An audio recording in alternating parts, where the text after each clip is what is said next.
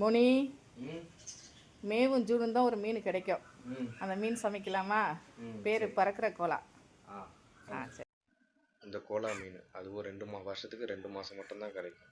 May June இந்த 2 மாதத்துல மட்டும்தான் இந்த மீன் கிடைக்கவே செய்யும். செம்ம டேஸ்ட்டாக இருக்கும் இந்த மீன்.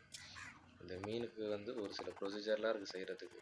இப்போ ப்ரொசீஜர் படி பார்த்தோன்னா வெங்காயம், தக்காளி, மாங்காய். மீன் குழம்புனாலே மாங்காய் தானே எப்பயுமே. மாங்காய் இல்லாத மீன் குழம்பு நல்லாவே இருக்காது. ருசியே கொஞ்சம் கம்மியாக இருக்கிற மாதிரி இருக்கும். ஏதோ ஒரு ஃபீலும் ஒன்று இருக்கும், எங்கடா மாங்காய் காணுமேன்னு.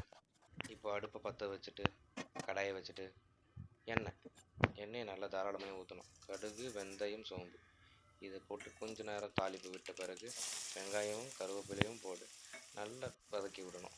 இதில் கல் உப்பு போட்டணும். கல் உப்பு போட்டால் சீக்கிரமாக வதங்கணும், உங்களுக்கே தெரியும். அதுக்கப்புறம் தக்காளி, மஞ்சத்தூள், குழம்பு மிளகாத்தூள் இது நாங்கள் வீட்டிலேயே மேக் பண்ணுறது.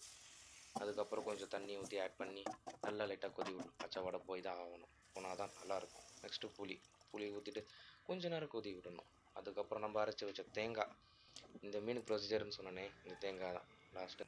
மாங்காவும் மீனும் போட்டால் 5 நிமிஷத்தில் குழம்பு ரெடி ஆகிடும். அடுத்து வறுத்த மீனுக்கு தேவையான பொருள்லாம் எடுத்துக்கிட்டு வறுத்த மீன் மசாலாலாம் போட்டு நல்லா மிக்ஸ் பண்ணிக்கணும்.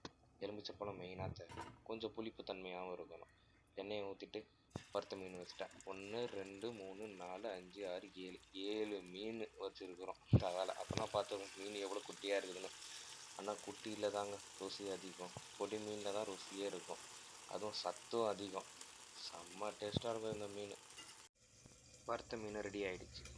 A few moments later. இந்த வறுத்த மீன் டேஸ்ட் பண்ணி பாரு.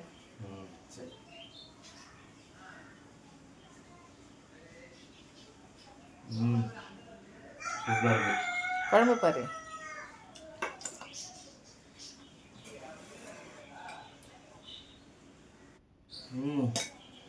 பயறு வச்சு சாப்பிட சூப்பராக இருக்கும்.